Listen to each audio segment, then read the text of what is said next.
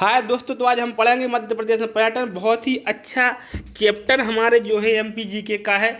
और इसमें आपको थोड़ा सा वीडियो लंबा हो जाएगा, लेकिन मैं पूरा का पूरा पर्यटन पढ़ा दूंगा।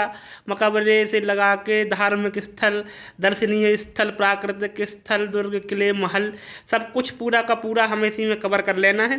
क्योंकि अब हम बहुत फास्ट भाग रहे हैं, बहुत जल्दी जल्दी हमें पढ़ने की आवश्यकता है। तो आइए पढ़ते हैं। तो क्षेत्रफल की दृष्टि से भारत का दूसरा सबसे बड़ा राज्य मध्य प्रदेश, जो पर्यटन की दृष्टि से देश में अपना विशिष्ट स्थान रखता है। ठीक है, क्षेत्रफल की दृष्टि से तो दूसरा है, लेकिन बहुत ही अच्छा स्थान इसका कायम है पर्यटन स्थल में। यहाँ चारों ओर बिखरी हुई प्राकृतिक सुंदरता पर्यटकों को आकर्षित करने की क्षमता रखती है। मध्य प्रदेश में पर्यटन के विकास के लिए वर्ष 1978 में मध्य प्रदेश राज्य पर्यटन विकास निगम की स्थापना की गई। मध्य प्रदेश में पर्यटन के विकास के लिए वर्ष 1978 में मध्य प्रदेश राज्य पर्यटन विकास निगम की स्थापना की गई थी। इसके अतिरिक्त प्रदेश में पर्यटन विकास में प्रोत्साहन के लिए 22 फरवरी 2017 को मध्य प्रदेश टूरिज्म बोर्ड का गठन किया गया। काय का किया गया? मध्य प्रदेश टूरिज्म बोर्ड का गठन किया गया है। मध्य प्रदेश के 3 पर्यटन स्थल यूनेस्को की विश्व धरोहर सूची में शामिल है: खजुराहो मंदिर, सांची बुद्ध स्तूप एवं भीमबेटका गुफाएं। ये 3 क्या है जो यूनेस्को है, इसकी विश्व धरोहर की सूची है, उसमें शामिल हैं ये तीनों चीज़ें। मध्य प्रदेश में अनेक पर्यटन स्थल हैं जिन्हें 4 श्रेणियों में बांटा गया है। तो पर्यटन स्थल को कितनी श्रेणियों में बांटा गया है? 4 श्रेणियों में। एक है ऐतिहासिक पर्यटन, प्राकृतिक सौंदर्य के पर्यटन, वन्य प्राणी पर्यटन और धार्मिक महत्व के पर्यटन। तो ऐतिहासिक पर्यटन में अपन क्या क्या पढ़ेंगे? स्थल में क्या क्या पढ़ेंगे? दुर्ग स्थल, दुर्ग, किले, महल, गुफाएं, समाधियाँ, मकबरे। ठीक है, स्थल में। और ये प्राकृतिक सौंदर्य में क्या क्या पढ़ेंगे? पचमढ़ी, अमरकंटक, भेड़ाघाट और चिचाई जलप्रपात। वन्य प्राणी पर्यटन में क्या पढ़ेंगे? राष्ट्रीय उद्यान, वन्यजीव अभ्यारण्य। और धार्मिक महत्व के पर्यटन में क्या पढ़ेंगे? उज्जैन, ओंकारेश्वर, महेश्वर, मैहर और चित्रकूट। ठीक है, तो हम आगे बढ़ते हैं। थोड़ा सा मध्य प्रदेश के दुर्गों पर नज़र डाल लेते हैं। तो ये ग्वालियर में है, जो ग्वालियर दुर्ग है। शिवपुरी में नरवर का दुर्ग है, जो नल दमयंती की प्रेम कहानियों से भरा पड़ा है। अभी इसको अपन थोड़ी देर में आगे चल के व्याख्या सहित पढ़ेंगे। ठीक है, अशोकनगर में है, चंदेरी का दुर्ग है। ओरछा दुर्ग है जो निवारणी में है, जहाँ राम राजा सरकार विराजे हुए हैं। अजयगढ़ दुर्ग ये पन्ना अजयगढ़ में है। बांधवगढ़ दुर्ग ये उमरिया में है। किन्नौरगढ़ का दुर्ग ये कहाँ है? रायसेन में है। मकड़ाई दुर्ग हरदा में है। धार दुर्ग धार में है। ठीक है, हिंगलाज गढ़ दुर्ग कहाँ है? मंदसौर में। वो मंदसौर दुर्ग ये दोनों यहाँ पे है। ठीक है, बुरहानपुर में कहा है क्या है? असीरगढ़ का दुर्ग, यहीं पर ही जो है मुमताज महल थी, जो इनकी मृत्यु हुई थी। बाद में आगरा में इनका मकबरा बनवाया गया था। तो हम जो है अब आगे चलते हैं। सबसे पहले पढ़ते हैं ग्वालियर दुर्ग। पढ़िएगा दोस्तों, बहुत मजा आएगा। यह किला 525 ईस्वी में महाराजा सूरज सेन द्वारा निर्मित करवाया गया था, जो ग्वालियर में स्थित है। ग्वालियर का दुर्ग किसने बनवाया था? महाराजा सूरज सेन ने निर्मित करवाया था 525 ईस्वी में, जो ग्वालियर में स्थित है। यह किला गोपांचल नामक पहाड़ी पर स्थित है। कहाँ पर स्थित है? गोपांचल नामक पहाड़ी पर स्थित है। यह इतना बड़ा एवं सुदृढ़ दुर्ग है कि इसे भारत के किलों का सिरमौर अथवा जिब्राल्टर ऑफ इंडिया अथवा किलों का रत्न कहते हैं। ठीक है, किलों का क्या कहते हैं? रत्न कहते हैं कि ये किलों का रत्न है, किलों का सिरमौर है। ठीक है, भारत का जिब्राल्टर है, जिब्राल्टर ऑफ इंडिया है। इस किले में 5 द्वार हैं, जिनमें क्रमशः आलमगीर दरवाजा, हिंडोला दरवाजा, गुजरी महल दरवाजा, चतुर्भुज मंदिर दरवाजा तथा हाथी पूर्ण दरवाजा है। इस किले में सास बहु मंदिर, सहस्त्र बाहु मंदिर राजा महिपाल द्वारा निर्मित है, जो वो है। चतुर्भुज मंदिर है, बादल महल है, गुजरी महल है, मान मंदिर है, तेली का मंदिर है स्थित है। जो तेली का मंदिर है उत्तर भारत में एकमात्र द्रविड़ शैली से निर्मित मंदिर है। ग्वालियर के किले में मध्य प्रदेश का सबसे बड़ा गुरुद्वारा दांता मंदिर छोड़ अवस्थित है। दांता मंदिर छोड़ जो गुरुद्वारा है, जो मध्य प्रदेश का सबसे बड़ा गुरुद्वारा है, वो भी कहाँ पे स्थित है? ग्वालियर के किले में स्थित है। अब आता है धार का किला। मोहम्मद बिन तुगलक ने 1344 ईस्वी में इस किले का निर्माण करवाया था, जो धार जिले में स्थित है। इस किले में कालका देवी मंदिर, खरबूजा महल तथा अब्दुल शाह चंगस का मकबरा स्थित है। धार के किले में ही पेशवा बाजीराव का जन्म हुआ था। पेशवा बाजीराव का जन्म कोई पूछ ले तो कहाँ हुआ था, किस किले में हुआ था? तो धार के किले में हुआ था। अगला आता है असीरगढ़ का किला। यह किला 10वीं शताब्दी में आसा नामक अहीर राजा द्वारा बनाया गया था, इसलिए इसका नाम क्या पड़ा, असीर। ठीक है, असीरगढ़ आसा नामक अहीर राजा द्वारा बुरहानपुर जिले में निर्मित करवाया गया था। इस किले को दक्षिण का प्रवेश द्वार या गेटवे टू सदर्न इंडिया कहा जाता है। ठीक है, इस किले में आशा देवी का मंदिर एवं प्राचीन शिव मंदिर स्थित है। मुमताज महल की मृत्यु इसी किले में हुई थी। तो मुमताज महल के जो याद में ताजमहल बना है आगरा में, उनकी मृत्यु असीरगढ़ के किले में हुई थी। ठीक है, इसके बाद आता है चंदेरी का किला। यह किला 11वीं शताब्दी में प्रतिहार नरेश कीर्तिपाल द्वारा अशोकनगर जिले में निर्मित करवाया गया था। चंदेरी का किला कहाँ है, 11वीं शताब्दी में प्रतिहार जो वंश था उसके नरेश थे कीर्तिपाल द्वारा अशोकनगर जिले में निर्मित करवाया गया था। यह किला बेतवा नदी के किनारे स्थित है। इस किले में जौहर कुंड, हवा महल, नौखंडा महल तथा खूनी दरवाजा स्थित है। जौहर खंड 1528 ईस्वी में बाबर के आक्रमण के समय राजपूत रानियों ने प्रज्वलित अग्नि में अपने प्राण त्याग ठीक है, समय यहाँ एक शासक मेदिनी राय था। ठीक है, प्राण त्याग, ठीक है, प्राण त्याग दिए थे। क्या हुआ, जब बाबर ने आक्रमण किया तो राजपूत जो रानियां थी उन्होंने एक कुंड बना के उसमें अग्नि में सब अपने आप को भस्म कर दिया था। ठीक है, इसलिए जौहर कुंड कहलाता है। अब आता है ओरछा दुर्ग। तो ओरछा के किले का निर्माण बेतवा नदी के किनारे 16वीं शताब्दी में राजा रुद्र प्रताप सिंह ने करवाया था। जो ओरछा है वो निमाड़ी जिला में स्थित है। इस किले के अभी नया निमाड़ी बन गया है, तो वहाँ नहीं तो पहले टीकमगढ़ में जो था। इस किले के अंदर कई मंदिर व महल हैं, जैसे राजा राम मंदिर, जहांगीर महल, राजमहल, शीश महल, चतुर्भुज मंदिर, ठीक है, लक्ष्मी नारायण मंदिर आदि। इसके बाद आता है राजा राम मंदिर का निर्माण राजा मधुकर शाह द्वारा करवाया गया था। तो राम राजा मंदिर हैं, जो राम राजा जहाँ विराजे हैं ओरछा में, ये मधुकर शाह द्वारा निर्मित करवाया गया था। जहांगीर महल को वीर सिंह बुंदेला ने अपने मित्र मुगल शासक जहांगीर के लिए बनवाया था कि हमारे मित्र आएंगे तो यहाँ पर निवास करेंगे और रहेंगे आराम से, तो उनके लिए जहांगीर महल जो है बनवाया था। अब आता है गिन्नौरगढ़ का किला। भोपाल से लगभग 7 किलोमीटर दूर गिन्नौर पहाड़ी रायसेन, कहाँ, गिन्नौर पहाड़ी रायसेन पर स्थित किले को गिन्नौरगढ़ का किला कहा जाता है। इसका निर्माण महाराजा उदय वर्मन ने 13वीं शताब्दी में बनवाया था। इस किले में बहुत बड़ी संख्या में तोते पाए जाते हैं, इसलिए इसे तोतों का किला भी कहा जाता है। प्रश्न आ सकता है तोतों का किला किस गढ़ को कहा जाता था, किस किले को कहा जाता है, तो ये दोस्तों अपना गिन्नौरगढ़ का किला है। अगला आता है रायसेन दुर्ग। इसके पहले अपन जो अभी पढ़ तो रहे हैं, लगातार छोटे छोटे और चीज़ें पढ़ लें अन्य के लिए, जैसे अटेर का किला भिंड में है, गोहात का किला भिंड में है, कन्हरगढ़ का किला दतिया में है सिंध नदी के तट पर, और सबलगढ़ का किला मुरैना में है। ये छोटे छोटे ज़्यादा इंपॉर्टेंट नहीं है, इसलिए इनको साइड में लिख दिया। अब हम पढ़ते हैं रायसेन दुर्ग। यह दुर्ग 16वीं शताब्दी में राजा राजबसंती राय द्वारा रायसेन जिले में निर्मित करवाया गया था। रायसेन दुर्ग रायसेन जिले में है और राजा राजबसंती के द्वारा निर्मित करवाया गया था 16वीं शताब्दी में। इस दुर्ग में 3 राजमहल क्रमशः बादल महल, राजा रोहित महल तथा इत्रदार महल स्थित हैं। ठीक है, अजयगढ़ दुर्ग। यह दुर्ग 18वीं शताब्दी में राजा अजयपाल द्वारा पन्ना जिले में पुनर्निर्मित करवाया गया था अजयपाल द्वारा, राजा अजयपाल द्वारा। ठीक है, कहाँ है, पन्ना जिले में है। इस दुर्ग में पत्थर की नक्काशी पर बना हुआ राजा अमन का महल प्रसिद्ध है। बांधवगढ़ दुर्ग। यह दुर्ग बघेल शासक व्याघ्रदेव संभवतः है जो द्वारा उमरिया जिले में निर्मित करवाया गया था। क्लियर नहीं है किन्हीं ने करवाया था, लेकिन जो बघेल शासकों ने करवाया था बांधवगढ़ दुर्ग, ठीक है, उमरिया जिले में निर्मित है। इस दुर्ग में क्षीर सागर कुंड, चमत्कारी योगी की समाधि, राम लक्ष्मण सीता का मंदिर, भगवान विष्णु की शयन सदा में पत्थर से बनी विशाल काय प्रतिमा, शेषशाही तालाब तथा विष्णु मंदिर स्थित है। आता है मंदसौर का किला। यह किला 14वीं शताब्दी में अलाउद्दीन खिलजी द्वारा मंदसौर में निर्मित करवाया गया था। मंदसौर का किला मंदसौर में है, अलाउद्दीन खिलजी ने करवाया था 14वीं शताब्दी में इसका निर्माण। यह शिवना नदी के किनारे स्थित है। कहाँ है मंदसौर का किला, शिवना नदी के किनारे। इस किले में 500 वर्ष पुराना तापेश्वर महादेव मंदिर है।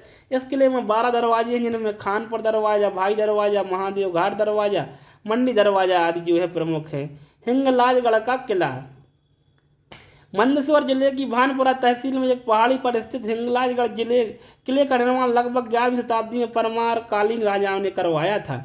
मंदसौर जिले की भानपुर तहसील में मंदसौर जिले की भानपुर तहसील में एक पहाड़ी पर स्थित हिंगलाजगढ़ किले का निर्माण लगभग 11वीं शताब्दी में परमार कालीन राजाओं ने करवाया था।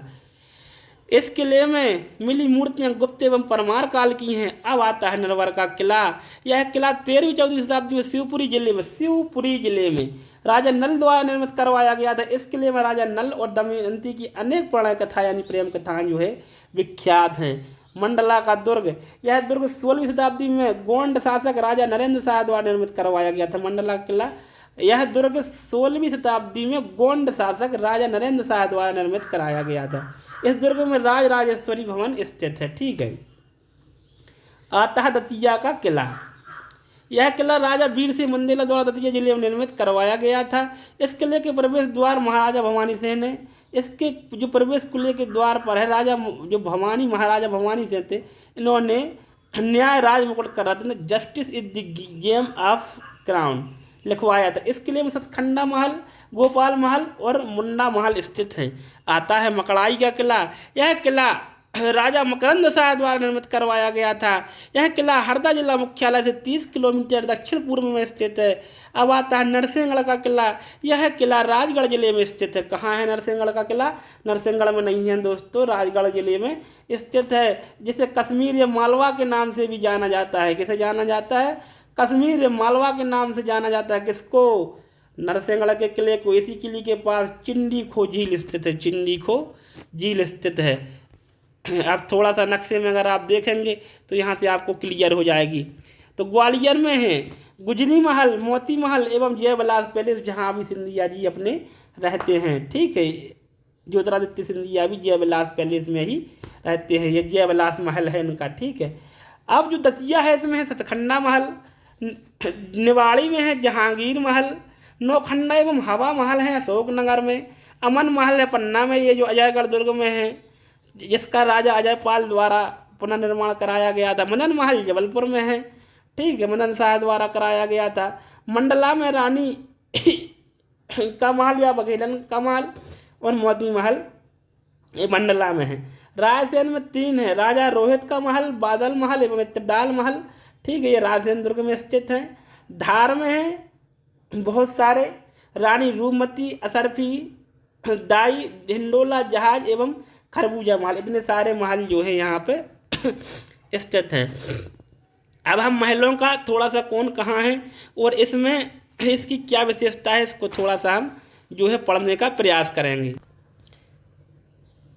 पहला महल है गुजरी महल। ठीक है दोस्तों, क्या है गुजरी महल? ये जो है ग्वालियर में स्थित है और इसका विशेषता क्या है कि ग्वालियर दुर्ग में स्थित गुजरी महल का निर्माण राजा मान सिंह तोमर ने अपनी प्रेयसी मृगनयनी के लिए करवाया था। किसके लिए करवाया था? मृगनयनी के लिए करवाया था। ठीक है दोस्तों। अब आता है मोती महल। तो जो मोती महल है ये भी ग्वालियर में है। जीवाजी राव सिंधिया का सुंदर महल है। 1 सितंबर 1956 से पूर्व मध्य भारत का विधानसभा भवन रहा है। 1 नवंबर 1956 से पूर्व जो है मोती महल मध्य भारत का क्या रहा है? विधानसभा भवन रहा है। यहाँ पे विधानसभा जो है लगा करती थी। जय विलास महल ग्वालियर सिंधिया वंश का निवास स्थान, इटालियन शैली से निर्मित, वर्तमान में संग्रहालय। जो जयविलास महल है ये सिंधिया वंश का निवास स्थान रहा है और इटालियन शैली से निर्मित है, वर्तमान में संग्रहालय बना हुआ है। रानी महल या बघेलन का महल मंडला नर्मदा नदी के किनारे स्थित, अन्य नाम बघेल रानी का महल। मोती महल है जो मंडला में है। ठीक है। एक मोती महल ग्वालियर में है, एक मंडला में है। बघेलन महल के पश्चिम में स्थित है ये मोती महल। मदन महल जबलपुर गोंड राजा मदन शाह द्वारा निर्मित। राजा रोहित का महल रायसेन दुर्ग में स्थित, राजा राजबसंती राय द्वारा निर्मित। बादल महल रायसेन दुर्ग में स्थित। इत्रदार महल रायसेन दुर्ग में स्थित। खरबूजा महल धार जिले में किले में स्थित। हवा महल अशोकनगर। नौखंडा महल अशोकनगर। राजा अमन महल अजयगढ़। असरफी महल मांडू। दाई का महल मांडू। रानी रूपमती का महल मांडू। जहाज महल मांडू। तो ये मांडू में इतने सारे हैं, इनको आप थोड़ा सा गौर करके जो है पढ़ लीजिएगा। हिंडोला महल मांडू। जहांगीर महल ओरछा। राजा राम मंदिर ओरछा। ठीक है। मध्य प्रदेश की प्रमुख गुफाएं थोड़ी सी इनको पने से करके देख लेते हैं। ग्वालियर में है जो सबसे ऊपर है उत्तर की तरफ, ये बिलौआ गुफाएं हैं। मांडा गुफाएं सिंगरौली में, माड़ा गुफाएं विदिशा में, उदयगिरी की गुफाएं हैं रायसेन में, भीमबेटका की गुफाएं, मृगेंद्रनाथ गुफा होशंगाबाद में, आजमगढ़ गुफाएं, भीमबेटका होशंगाबाद में, आजमगढ़ की गुफाएं, धार में बाघ की गुफाएं। इतनी जो हमारी गुफाएं हैं। आगे है मृगेंद्रनाथ गुफा, पाटनी गांव, रायसेन। मृगेंद्रनाथ गुफा है ये पाटनी गांव रायसेन में स्थित है। खोज वर्ष 2009 में। इसकी लंबाई 1 किलोमीटर है। दुर्लभ रॉक पेंटिंग्स है इसमें। यह गुफा भीमबेटका गुफाओं से साम्यता रखती है, इसलिए गुफा की तुलना भीमबेटका गुफाओं से की जाती है। जैन धर्म से संबंधित है मृगेंद्रनाथ वाली ये।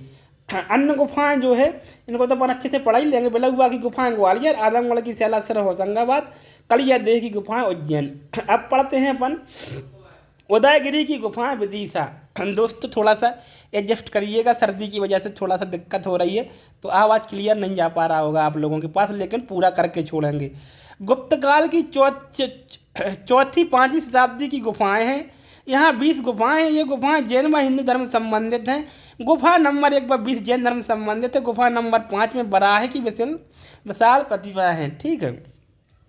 भरथरी की गुफाएं उज्जैन में है। परमार वंश के राजाओं ने 11वीं सदी में बनवाई थी। इन गुफाओं में निर्मित सभी चित्र रंगीन है। कितने कैसे हैं? रंगीन है। बाघ की गुफाएं कुक्षी तहसील धार। खोज 1818 ईस्वी में डेंगर फील्ड ने नर्मदा की सहायक बाघ या बाघी नदी के तट पर विंध्याचल पहाड़ी में स्थित हैं बाघ की गुफाएं। बाघ की गुफाएं बौद्ध धर्म से संबंधित 5वीं शताब्दी या 7वीं शताब्दी की गुफाएं हैं। ये गुफाएं अजंता की गुफाओं के समकक्ष मानी जाती हैं, इसलिए इसकी तुलना अजंता की गुफाओं से की जाती है। यहाँ कुल 9 गुफाएं थीं। वर्तमान में केवल 5 गुफाएं अस्तित्व में, 5 बची हैं जिन्हें निम्नलिखित नामों से जाना जाता है। गुफागृह पहला, पंच पांडु, हाथी खाना, रंग महल और पाठशाला।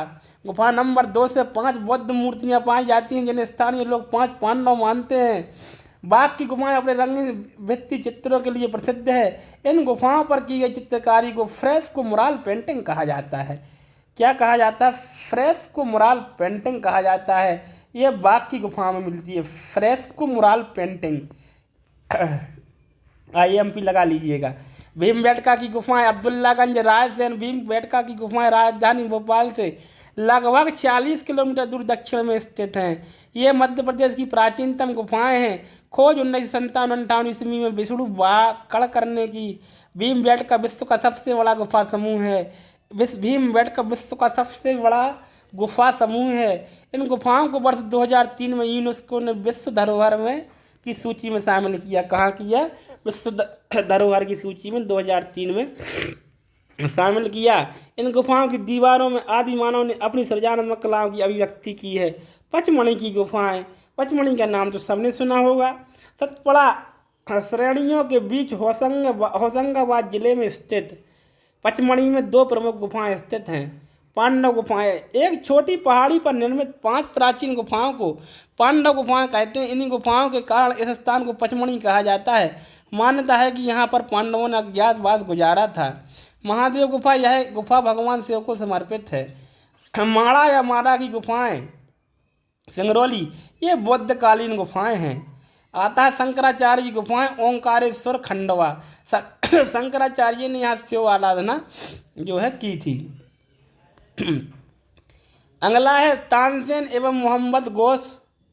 अब यहाँ पे अपन देखेंगे थोड़ा सा कि ये मकबरे कौन किसके कहाँ पर हैं। तो यह समाधि तो तानसेन एवं मोहम्मद गौस का मकबरा कहाँ है? ग्वालियर में। और रानी लक्ष्मीबाई का भी ग्वालियर में है। महारानी सांख्या, राजे तात्या टोपे व माधवराव सिंधिया कहाँ? शिवपुरी। नवाब हसन सिद्दीकी भोपाल। रानी दुर्गावती जबलपुर। डिंडोरी रानी अवंतीबाई डिंडोरी। रानी दुर्गावती जबलपुर। यहाँ पे माफ़ करिएगा थोड़ा सा, ये ऐसे है। होशंग शाह का धार में। पेशवा बाजीराव का खरगोन में। मुमताज बेगम कब्र बुरहानपुर में। तो अब हम ये समाधि और मकबरे जो यहाँ पे पढ़ रहे हैं, नया चैप्टर चालू हो गया है। तो मकबरे और समाधि, ठीक है। तो सबसे पहला मकबरा है पेशवा बाजीराव की समाधि ये खरगोन में है। नर्मदा नदी के किनारे रावर खेड़ी में स्थित है। मुमताज़ की कब्र बुरहानपुर में है। असीरगढ़ के किले में हुई थी, बुरहानपुर के असीरगढ़ के किले में इनकी कब्र है, यहाँ पर मृत्यु हुई थी। वर्तमान में आगरा के ताजमहल में इनकी कब्र जो है बनी हुई है। होशंग शाह का मकबरा मांडू धार में है। यह इमारत संगमरमर से निर्मित है। नवाब हसन सिद्दीकी का मकबरा भोपाल में है। तानसेन का मकबरा ग्वालियर, यह मकबरा प्रदेश का सबसे बड़ा मकबरा है। तानसेन का मकबरा। गौस मोहम्मद का मकबरा ग्वालियर, तानसेन के गुरु और सिद्ध पीर थे। रानी दुर्गावती की समाधि बरेला ग्राम जबलपुर। गोंडवाना की प्रसिद्ध शासिका महारानी लक्ष्मीबाई की समाधि फुलबाग ग्वालियर, फुलबाग के नाम से। 1857 की महत्वपूर्ण वीरांगना थी। जलकारी बाई की समाधि ग्वालियर, रानी लक्ष्मीबाई की सहायिका थी। महारानी सांखराज सिंधिया, शिवपुरी में इनकी समाधि है। आगरा के ताजमहल के समान सुंदर ये इमारत है। ठीक है। रानी अवंतीबाई की समाधि मंडला गढ़ मंडला की शासिका थी। रानी अंतीबाई डिंडोरी भारत के प्रथम स्वतंत्र संग्राम में महत्वपूर्ण जो है भूमिका निभाई। बैजू बाबरा की समाधि चंदेरी अशोकनगर, ये संगीतकार थे। अब्दुल्ला शाह चंगस का मकबरा धार में स्थित है। मत्येंद्र पीर की समाधि उज्जैन में है। माधवराव सिंधिया की समाधि भी कहाँ है? शिवपुरी में है। पीर बुधान का मकबरा कहाँ पर है? ग्राम सांवरा, शिवपुरी। बाज बहादुर बर रानी रूपमती, सारंगपुर राजगढ़। दौलत खां लोधी का मकबरा बुरहानपुर। तात्या टोपे की समाधि शिवपुरी। 1857 की क्रांति के प्रथम सेनानी थे कौन? तात्या टोपे। अब आते हैं मध्य प्रदेश की प्रमुख दर्शनीय एवं प्राकृतिक स्थल पर आते हैं। तो खजुराहो छतरपुर भारतीय स्थापत्य एवं शिल्पकला के उत्कृष्ट उदाहरण है। खजुराहो के मंदिर जो छतरपुर जिले में है। खजुराहो के मंदिरों का निर्माण चंदेल राजाओं ने 950 से 1050 ईस्वी के मध्य करवाया था। खजुराहो के मंदिरों में मैथुन एवं रति किरणा इतनी सजीव एवं निष्कपट जान पड़ती हैं कि मूर्ति कला पर सहज श्रद्धा उत्पन्न हो जाती है। तो ये मेन कैसे है? रति क्रियाओं से और मैथुन से संबंधित है। ठीक है, जिसमें बताया गया है प्राचीन काल में 85 मंदिरों का निर्माण करवाया गया था, परंतु वर्तमान में 25 मंदिर ही अस्तित्व में हैं। 85 मंदिर थे, 25 ही ये, बाकी 60 जो है समाप्त हो चुके हैं। वर्ष 1986 में खजुराहो के मंदिरों को यूनेस्को की विश्व धरोहर सूची में शामिल किया गया। खजुराहो के मंदिरों को 3 समूह में बांटा गया है। पश्चिमी समूह है सर्वाधिक मंदिर, कंदरिया महादेव मंदिर, 64 योगिनी मंदिर, चित्रगुप्त मंदिर, विश्वनाथ मंदिर, लक्ष्मणी मंदिर, मतंगेश्वर मंदिर। पूर्वी समूह पार्श्वनाथ मंदिर, घटाई मंदिर, आदिनाथ मंदिर। दक्षिणी समूह दूल्हादेव मंदिर, चतुर्भुज मंदिर, कंदरिया महादेव मंदिर। यह खजुराहो का सबसे विशाल मंदिर है जो भगवान विष्णु को शिव को समर्पित है। इसका निर्माण चंदेल शासक विद्याधर ने करवाया था। इस मंदिर की तुलना भुवनेश्वर के लिंगराज मंदिर से की जाती है। कोई प्रश्न पूछ ले, लिंगराज मंदिर की तुलना किस मंदिर से की जाती है मध्य प्रदेश के? तो यह कंदरिया महादेव मंदिर। लक्ष्मण मंदिर, इसका निर्माण यशोवर्मन ने करवाया था। यहाँ पर भगवान विष्णु की प्रतिमा स्थापित है। चित्रगुप्त मंदिर, इसका निर्माण राजा गंडदेव ने करवाया था। यह मंदिर सूर्य देवता को समर्पित है। इस मंदिर में भगवान सूर्य 7 घोड़ों के रथ पर सवार हैं। इस तरीके से खजुराहो का पूरा अपन ने जो है पढ़ लिया था। उसके बाद कंदरिया महल पढ़ा अपन ने। इस तरीके से ये चित्रगुप्त मंदिर पढ़ा। अब अगला जो है, अब सांची में क्या क्या है? अभी तो खजुराहो छतरपुर में क्या क्या था अपन ने पढ़ लिया। अब सांची रायसेन में क्या क्या है? तो मध्य प्रदेश के रायसेन जिले में स्थित सांची बौद्ध धर्म के प्रमुख तीर्थ के तौर पर विख्यात है। ईसा पूर्व 3वीं शताब्दी मणि स्तूप सांची के प्रमुख आकर्षण के केंद्र हैं। इन स्तूपों का निर्माण मौर्य सम्राट अशोक ने बौद्ध धर्म की दीक्षा लेने के पश्चात करवाया था। सम्राट अशोक द्वारा इन स्तूपों का निर्माण अपनी रानी विदिशा की महादेवी के कहने पर करवाया था। अशोक ने सांची की पहाड़ी पर स्तूप विहार एवं एकाश्म स्तंभ बनवाया था। बाद में शुंगों एवं सातवाहनों के काल में सांची के स्तूप का परिवर्धन एवं विस्तार किया गया। इसकी खोज 1818 ईस्वी में जनरल टेलर ने की थी। यूनेस्को द्वारा वर्ष 1989 में सांची स्तूप को विश्व धरोहर स्थल सूची में शामिल किया गया है। सांची को प्राचीन काल में वेदसगिरी, चेतियागिरी, काकनाथ, काकणा, का कांगड़ा काकड़ाण बोट बोट श्री पर्वत आदि कहा जाता था। ठीक है। इसके बाद सांची में 3 बौद्ध स्तूप हैं, जिनमें सबसे बड़ा स्तूप का व्यास 36.5 मीटर एवं ऊंचाई 16.5 मीटर है, जिसे महास्तूप या द ग्रेट स्तूप भी कहा जाता है। सांची के स्तूप में देखी जाने वाली सजावट की शैली को भरहोत कहा जाता है। स्तूप संख्या 3 में महात्मा बुद्ध के 2 शिष्यों सारिपुत्र और महामोगलायन की अस्थियों के अवशेष संरक्षित किए गए हैं।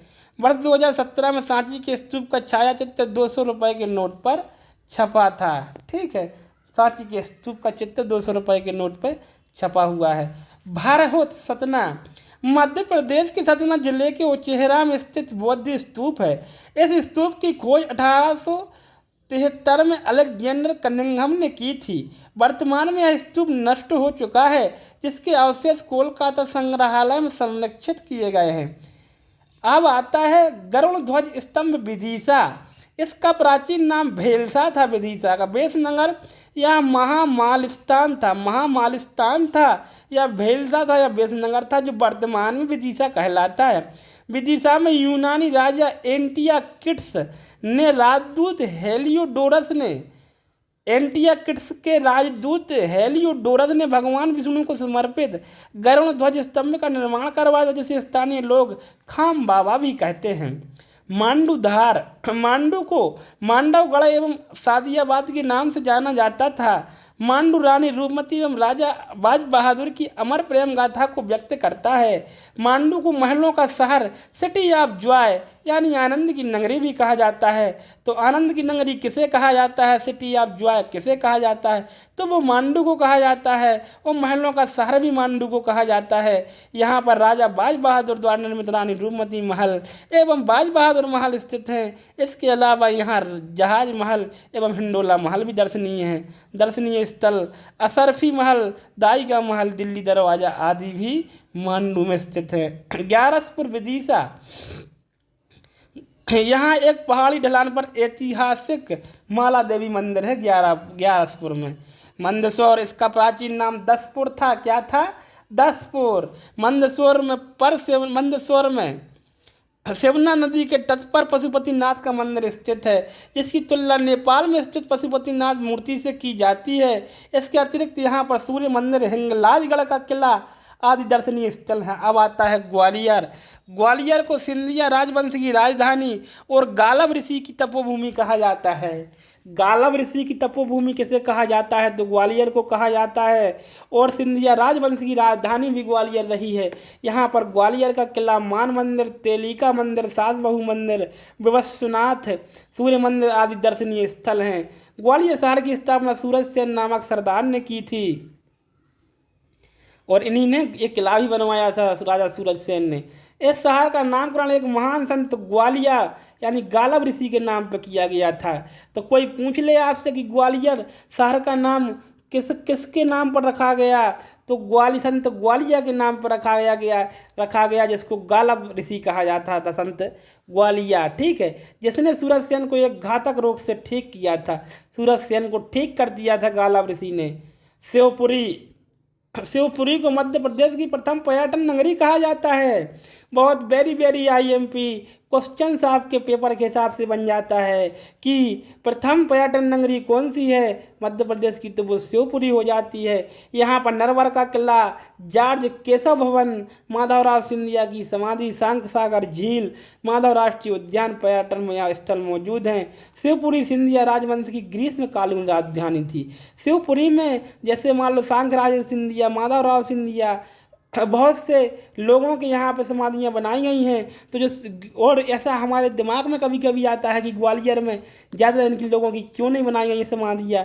तो ये जो शिवपुरी थी यह सिंधिया वंश की ग्रीष्मकालीन राजधानी थी। गर्मी के समय पे ये राजधानी शिवपुरी में लगाया करते थे, बाकी समय ग्वालियर में लगाया करते थे। आती है चंदेरी अशोकनगर। चंदेरी में बेतवा नदी पर स्थित है। चंदेरी में बेतवा नदी पर स्थित है चंदेरी। ठीक है, बेतवा नदी पर स्थित है। इसका नाम प्राचीन नाम चंद्रगिरी था कुछ इधर का उधर अगर जो सेंटेंस हो जाता है तो आप लोग इतने समझदार हैं, उस पर ज़्यादा गौर नहीं करिएगा। चंदेरी में सर्वाधिक बावड़ियाँ स्थित हैं, बावड़ियाँ, इसलिए इसे बावड़ियाँ का शहर भी कहा जाता है। बावड़ियों का शहर किसे कहा जाता है? चंदेरी अशोकनगर को। आता है ओरछा, निमाड़ी। ओरछा बेतवा नदी के किनारे स्थित है। ओरछा की स्थापना बुंदेला शासक रुद्र प्रताप ने की थी। यहाँ ओरछा का किला, जहांगीर महल, राय प्रवीण महल, राम राजा मंदिर आदि दर्शनीय स्थल हैं।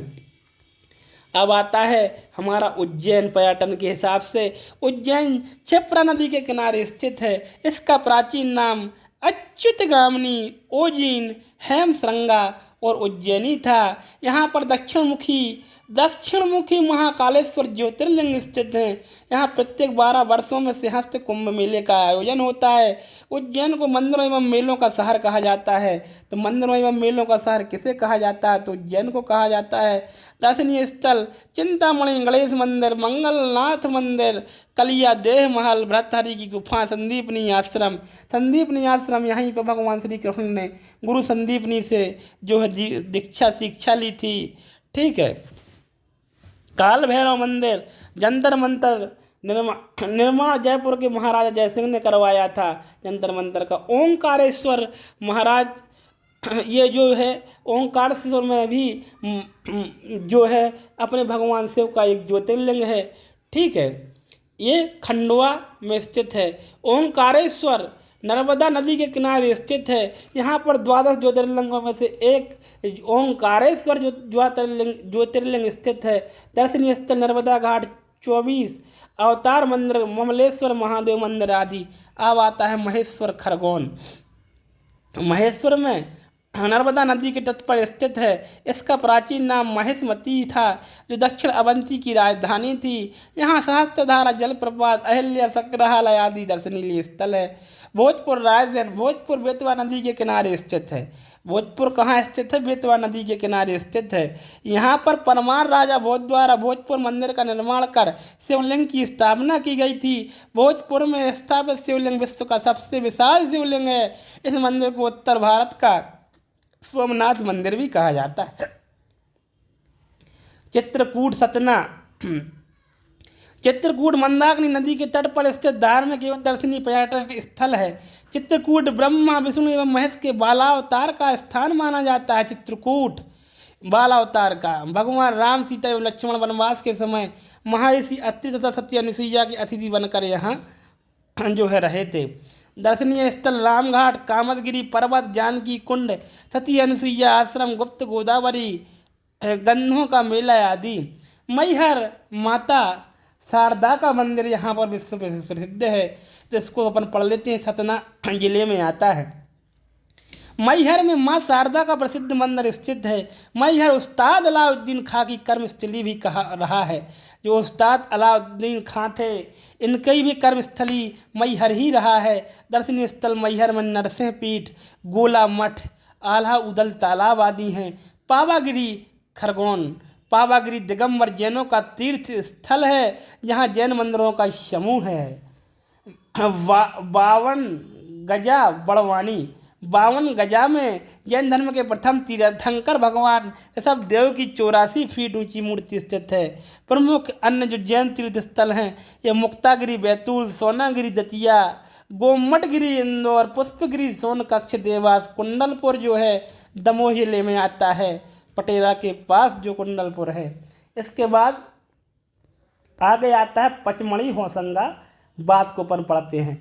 पचमढ़ी होशंगाबाद, पचमढ़ी जो है एक हिल स्टेशन है। इसे वर्तमान मध्य प्रदेश की ग्रीष्मकालीन राजधानी में मध्य प्रदेश की छत कहा जाता है।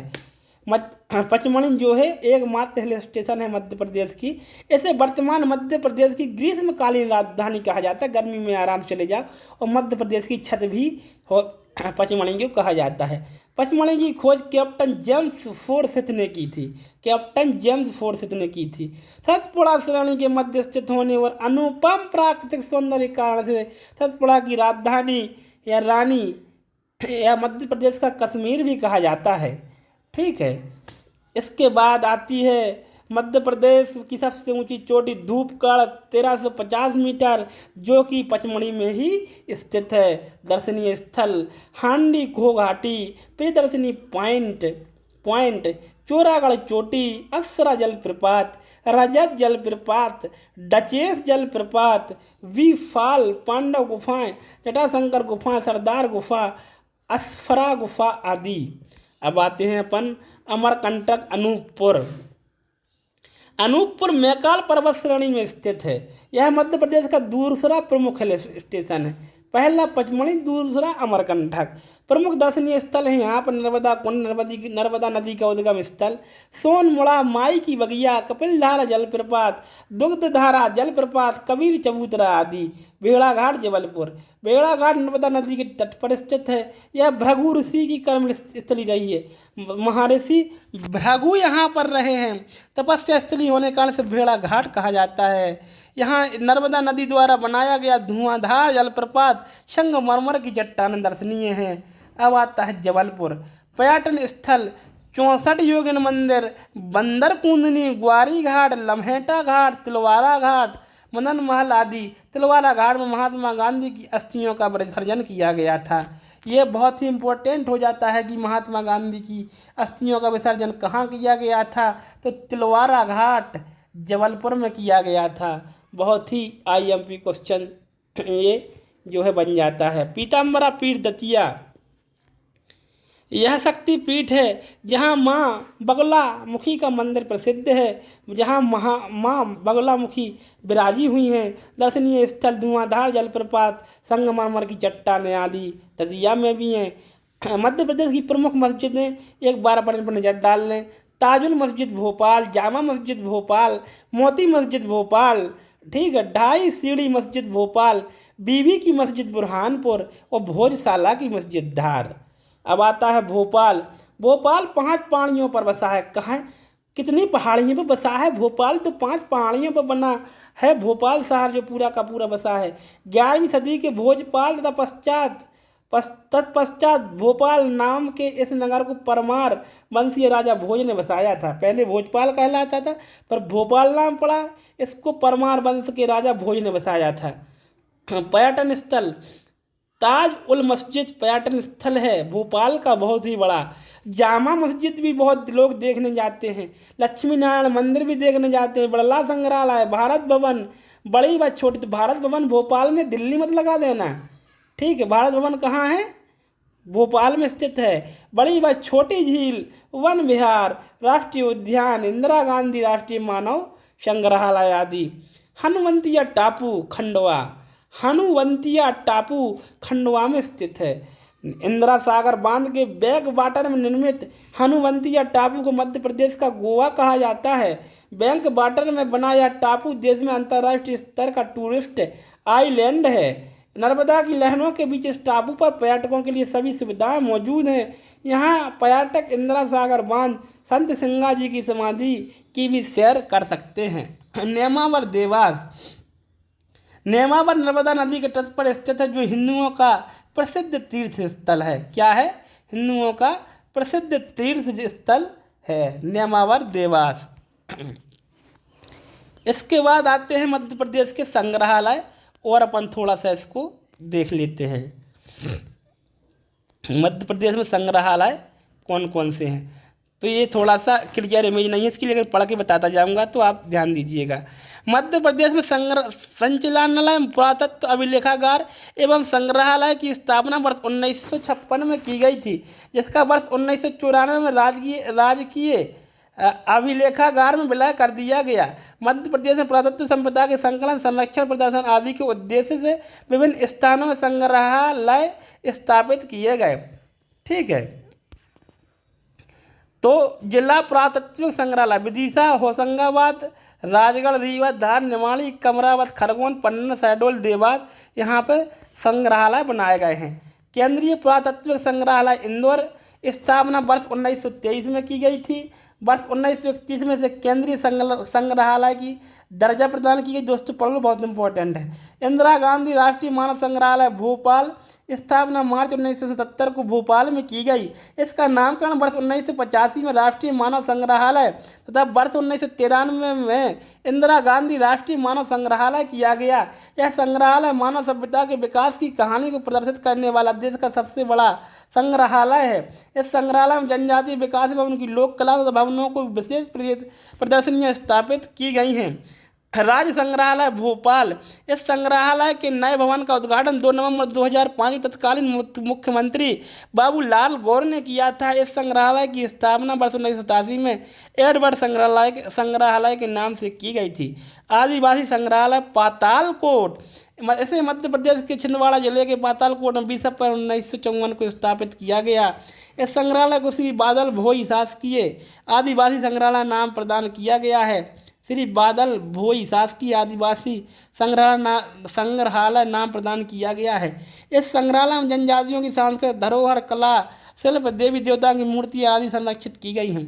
अन्य प्रमुख संग्रहालय: रानी दुर्गावती संग्रहालय जबलपुर, तुलसी संग्रहालय रामवन सतना, महाराजा छत्रसाल संग्रहालय छतरपुर, गुजरी महल संग्रहालय ग्वालियर, देवी अहिल्याबाई होलकर संग्रहालय महेश्वर खरगोन, त्रिवेणी संग्रहालय उज्जैन, दुष्यंत कुमार पांडुलिपि संग्रहालय भोपाल, बिड़ला संग्रहालय भोपाल, यशोवर्मन संग्रहालय मंदसौर, पुरातत्व संग्रहालय सांची रायसेन, पुरातत्व संग्रहालय खजुराहो छतरपुर। नोट: सागर विश्वविद्यालय जबलपुर विश्वविद्यालय एवं विक्रम विश्वविद्यालय उज्जैन ने अपने यहाँ पुरातत्व संग्रहालय किए हैं।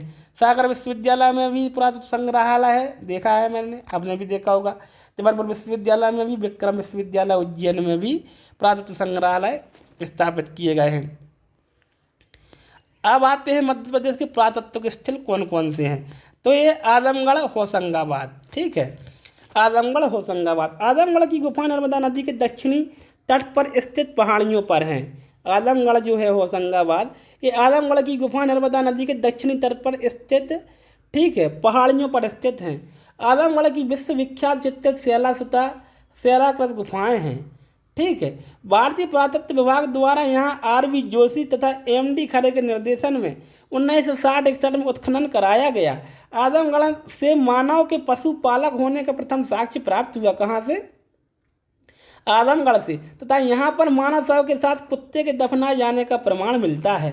नागदा उज्जैन, इस स्थल में ताम्रपाषाण युगीन भाषा के प्रमाण प्राप्त हुए हैं। यह स्थल चंबल नदी के किनारे स्थित है। एरण सागर, ताम्रपाषाण कालीन सभ्यता के साथ ही भारत सती प्रथा के प्रथम साक्ष्य यहीं से जो है मिले हैं।